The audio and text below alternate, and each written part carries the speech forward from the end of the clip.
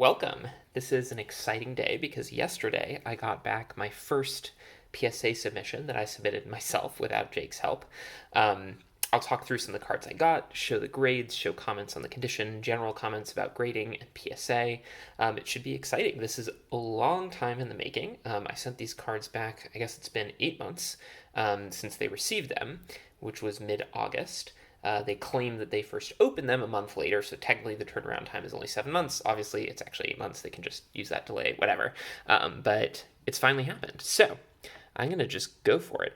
The Pokemon cards, I've got mostly Pokemon cards, a few Star Wars CCG cards, which I know some people care less about, so you can tune out before that happens. Otherwise, you can stick around to see them. The Pokemon cards are cards I had since childhood, sort of the last ones from childhood that were valuable and seemed to be worth grading that I hadn't sent off previously with Jake's help. So the first one is a Dark Hypno first edition, which got an 8. Oh, and I'm going to hide the grades and then reveal them for the other cards. I promise I'll do that. But I've already seen them. Obviously, I opened up the package. Even before that, I saw them online just to save time. But anyway, I actually was pretty happy with this grade. I thought it might get a 7. I did know that, I don't know if it's possible to see now, but it had scratches on the Holo. Not sure if you can see that. It has lots of wear on the corners, the edges, some of it's even visible on the front. So I'm actually happy with an 8 here. I love these old style Holo patterns, just so many bubbles. I know it's called Cosmos, but I call it bubbles. So many bubbles. It looks amazing. I pulled this card from a pack when I was a kid with my brother. We were so excited because it was one of the first edition packs we'd ever gotten, right when Team Rocket came out. I think one of the first Holo we pulled from that set. And I know Hypno, I think, is one of the less desirable Pokemon from the set, but it was huge for us at the time. So this one, I know it's not worth a lot, probably less than $100 right now in this grade. So I'm planning to keep this for my collection. Okay, next one. Let me see if I can hide the grade here. Yes, this is Mewtwo Reverse Holo from Expedition. So reverse foil, it's actually number 20. Where can you see that? You can see that down here, 20 out of 165. This is the Holo version of Mewtwo. There's a Holo and a non-Holo. This is the Holo version, but it's the reverse Holo of that. So technically there are 4 versions of this card in the set. The non-Holo, the non-Holo reverse, the Holo, and the Holo reverse. This is the Holo reverse. So it looks less cool than the Holo in my opinion because you don't get that foil pattern. The actual picture is not Holo at all. Just the rest of the card has that sheen. So I guess second most desirable in my opinion. Hard to tell what this is actually going for because so many people sort of like categorize it on eBay, whether it's the Holo reverse, whatever. I'm probably going to sell this one just because I'm not like particularly attached to it. I do think it looks awesome, but not so attached that I'm not going to sell and just use that money for other cards. Anyway, it got a 9. This is one of the few actually that I'm not sure why it got not a 10. I didn't notice any flaws on it when I submitted. I know it has, well, it does have, 1 or 2 white dots on the corners. So in my inexperience with PSA, I don't know if that means that just there's no way it can get a 10 or if a 10 can slide by if it's on the back and it's tiny. It's possible it's off-center. I would have no idea with this generation of cards. Really hard to tell. The other thing is that corner, the print, the cut is weird, right? You can see that little like change in angle, which seems to be common for a lot of Pokemon and when I've seen Star Wars CCG cards. This one looks right. This one looks off. I wonder if that dings it too. So anyway, ideally I would have gotten a 10. Happy with a 9 and probably not going to keep this for long. Okay. Next one is Zapdos from Fossil. Non-first edition. This one got a 9. So also very happy with it. I thought I had noticed scratches, but maybe there were no scratches, because with scratches it might have just gotten an 8. It is like hilariously off-center if you look at the top to bottom centering, so you can tell it pretty clearly. I assume that's one of the main things that got it down to a 9. Interestingly, I found out after I submitted this is the Cosmos version. The Galaxy foil was in the Fossil set. The Cosmos version came from the Thunderstorm theme deck. Another way you can tell that I read is the copyright here, 1999-2000. That's from the Thunderstorm theme deck. If it just said 1999, it would be from Fossil, non-first edition. There are other variants as well. It's kind of interesting. But anyway, those are the 2 variants I was looking out for. And so it looks like they mislabeled it. Now, I guess it's my fault because I submitted it as the one from Fossil, but I've seen other versions that have the exact same label over here and here, and then the third row just says Thunderstorm Theme Deck Cosmos Holofoil. So I actually submitted a correction to PSA. I don't know how that process works. I know they have a new process for now. I don't know if that means I'll have to send it back and get the new one. I don't know if that's worth it, honestly, because I don't think there was a huge price difference. It's just changing the label. It's possible they didn't even have that Cosmos Thunderstorm Theme Deck label before recently. So we'll see kind of how they respond and if it's worth doing. I don't think it's a huge deal. I don't think it'll make a big difference. But this is another one that I'm planning to sell. I just don't feel particularly attached to this card. It's not the base set Zapdos.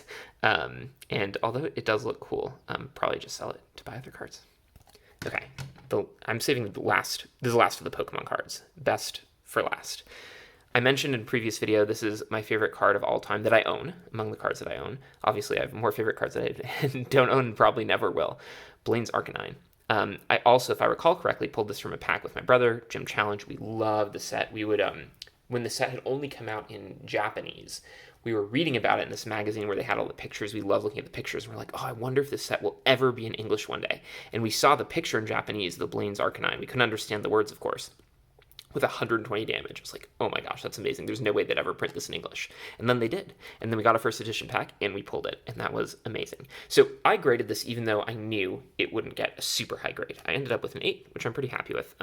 It had scratches on the holo, you can tell. That was the main flaw. Actually, not a ton of edge wear. There's some on top over there. And that corner's pretty bad. That corner's pretty bad, but both those are on the back. It's really the scratches that I thought might even get it down to a 7. So pretty happy with an 8. Not planning to sell this. I think in an 8 it's worth right now somewhere around $350 to $400. But like I mentioned, favorite card I own. It has that cartoon style drawn Arcanine with the thick edge lines, the beautiful bubbles. Yeah, just admiring it. Okay. So for anyone who's interested, I will continue with the 3 Star Wars CCG cards that I submitted. But before I do, just some general commentary on PSA. I think I mentioned this in a previous video and in conversations I had with Jake. Didn't have a great experience. This was kind of a test run for me to see if I like the experience of grading. Obviously, it took forever. Everyone else has been in the same boat. Now nobody can even submit to PSA for the time being. So it kind of goes without saying that turnaround times are terrible. The customer service is terrible. Everyone knows that. I don't really have anything else new to add there. That's actually not my main reason why I don't think I would do this again. The main reason is I don't know if I care as much about graded cards as other people do. Like, I like having them in the slab. I like having mint condition cards. But the fact that it has a grade that's like an 8 or a 9 or 10, to me, it's just a number. It's like a number over here. And yes, the condition of the card varies, but for all people talk about, buying the card, not the grade, I think most people just buy the grade, which kind of creates this weird, I don't know, it just feels weird to me that you're trusting this company that's obviously rushing through these now that they have so much on their plate. Even if I think some of the grades are fair, maybe I don't think the other ones are fair. I don't know why they gave it a certain grade. There's no transparency there. Other things people have talked about before. And honestly, I wasn't sure how much just to share in the video. I don't want to yuck anyone's yum because graded cards are super important to the hobby from a collecting standpoint, from an investing and flipping standpoint. Like, it's all part of the game and it's fun. And I have bought graded cards in the past I've submitted for grading. But I think my enthusiasm for that is waning, and I'd rather honestly just have mint condition cards for the binder, with the exception possibly of some of my childhood cards that are sort of nice to have in slabs. Those are my thoughts on grading. I guess part of that is tainted also by, we'll see the Star Wars cards, not the grades that I expected. I don't really know why. And so again, that's probably my inexperience. Someone more experienced could have seen the card and known it would have gotten a lower grade than I expected. But it's also possible that, like, PSA graded harshly or even made a mistake, or even, possible they damaged the cards while they were handling them. I don't think that happens often. The people who claim it do is probably more of a conspiracy theory. But it is possible, right, that they mishandle a card when they're pulling it out of the card saver, or it gets damaged in shipping or something like that. You're literally never going to know, right? And I just haven't seen a lot to indicate that the company feels a need to be transparent if something like that happened, and transparent about sort of any aspect of the process. So it's not just issues with PSA, the company, it's also issues with just the arbitrariness of grading, I guess, is where I'm landing. That being said, I still am planning to collect certain Star Wars CCG cards graded, especially from the very first set, potentially the Ultra Rare foils as well, but we can go into that in another video. So the first one I graded is the most valuable Ultra Rare foil. I mentioned in a previous video, this is one of my favorite cards of all time. This is the alternate image of Darth Maul, the foil version from Reflections 3. The foil pattern, I don't love all the Star Wars CCG foils. It's just like the foil pattern doesn't touch all parts of the card. There's some dust on it. I'll put these in sleeves, of course, afterwards. Anyway, this one I was expecting to get a higher grade than it did. So it got an 8. I was expecting a 9 and potentially even a 10. I think the main thing that got it was the centering. Over here, I'm just looking at it off the camera. The top to bottom centering is certainly off. So I assume that would bring it all the way down to a 9. Not sure why it's an 8. I didn't see any smudges on the card, any scratches on the hollow foil, any wear on the edges. So maybe the centering, so here's a bad corner on the back, but I assume that's still possible to get a 9 with a corner like that on the back. Maybe the centering brings it all the way down to the 8. There's a little chip on the top here, which I took pictures of the card before I submitted, and I didn't see that chip in the pictures. I still don't see it when I look at the pictures. So again, who knows, right? Maybe I damaged it putting it into the card saver. Maybe they damaged it pulling it out. No way to ever know. So this one's a little bit disappointing, but not bad. I'm trying to collect all ultra rare foils in 8 or higher.